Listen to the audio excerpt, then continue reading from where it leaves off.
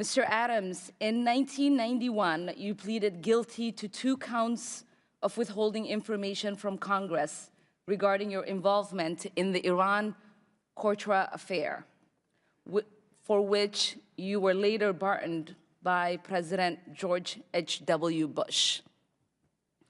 I fail to understand why members of this committee or the American people should find any testimony that you give today to be truthful.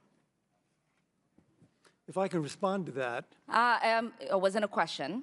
On February, that was not a question. That was I reserve the right to my time. It is not right. That was not a question. question. Committee can attack on February 8th, who is not permitted to reply. That was not a question. Thank you for your participation.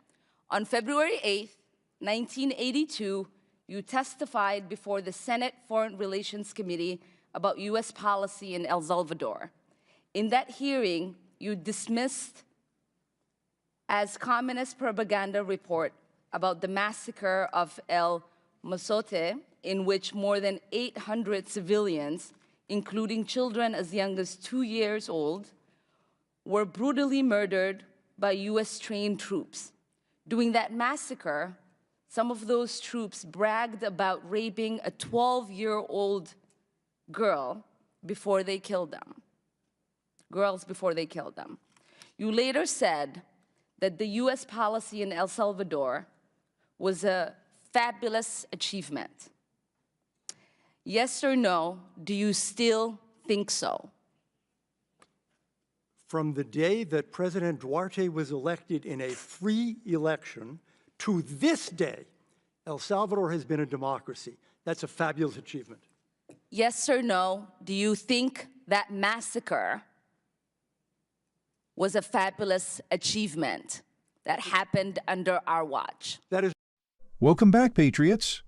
Today, we're diving deep into the political swamp and discussing a topic that's more than a little concerning Ilhan Omar's stance on American foreign policy and her repeated attacks on our values. You've heard her words, and you know the kind of destructive rhetoric she's pushing.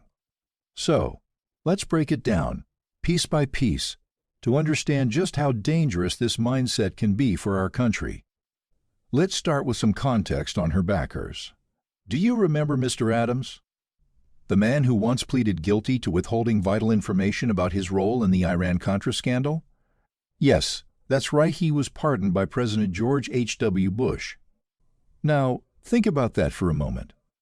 If a man like him, with his history, can find himself in a position to testify before Congress, it begs the question, why should we trust anyone, like Ilhan Omar, who's willing to turn a blind eye to the pre-pras?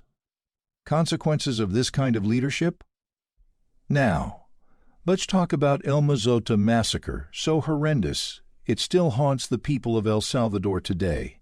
Over 800 innocent civilians, women, children, the elderly brutally murdered by U.S.-trained forces. Ilhan Omar, with her human rights soapbox, has somehow avoided acknowledging the ugly truths of what happened under American oversight.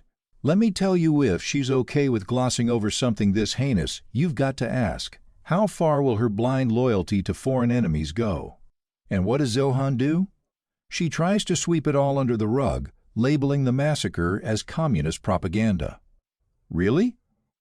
When innocent children are butchered in cold blood, that's the narrative we're going with? It's beyond absurd, it's dangerous. It's clear that Omar's version of history isn't about truth, it's about political convenience.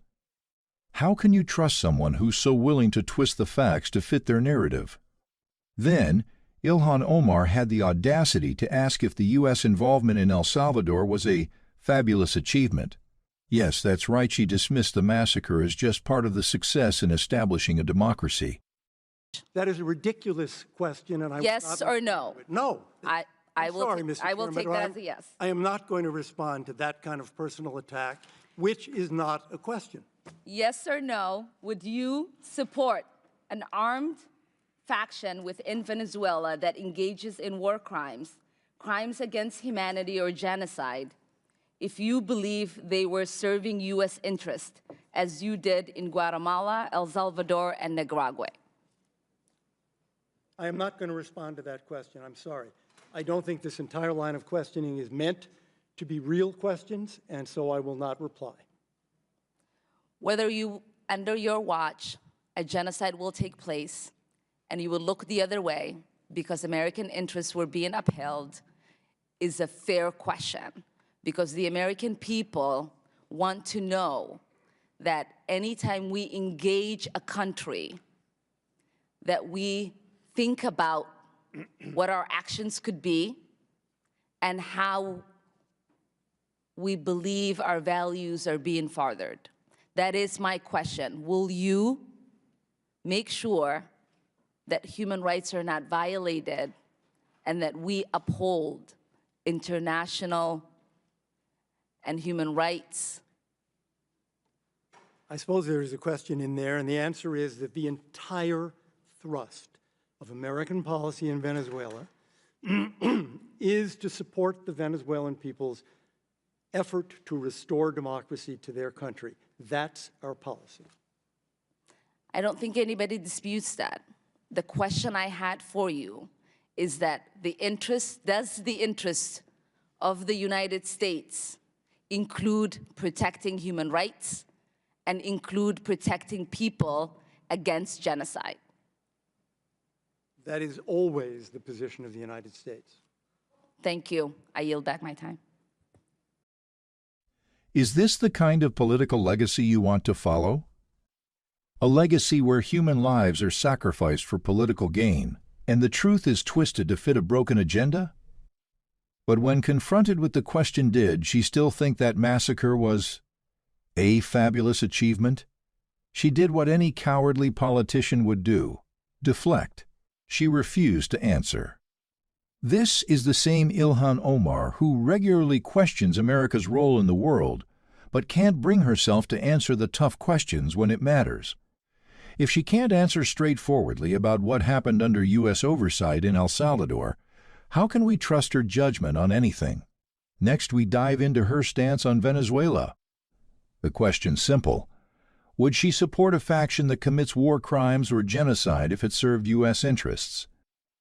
Again, Ilhan Omar deflects.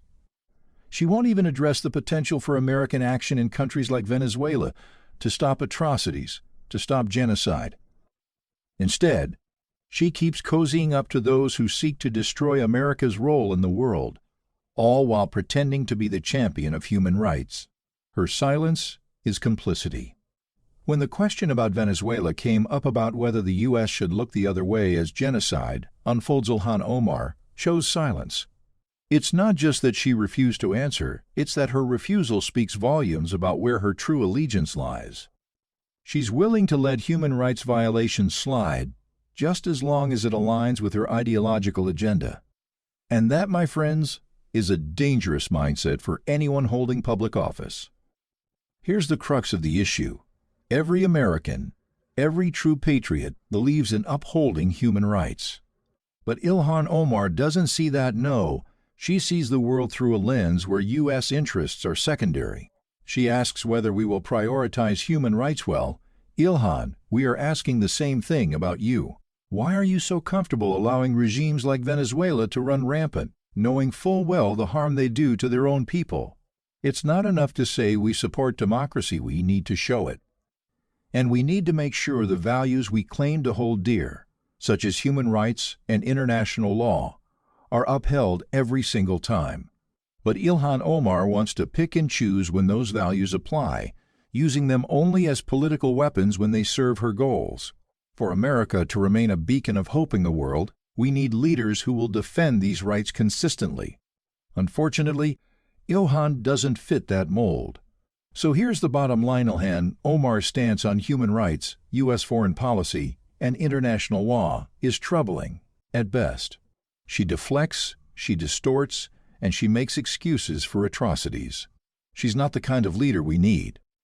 We need leaders who put America first, who prioritize our values and our interests abroad, and who will never shy away from the tough questions.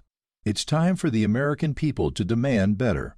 That's all for today, Patriots. Don't let politicians like Ilhan Omar continue to undermine America's standing on the world stage. Make your voices heard. And as always, stay strong, stay patriotic, and keep fighting for the America we know and love. Don't forget to like, comment, and subscribe for more hard-hitting content. God bless.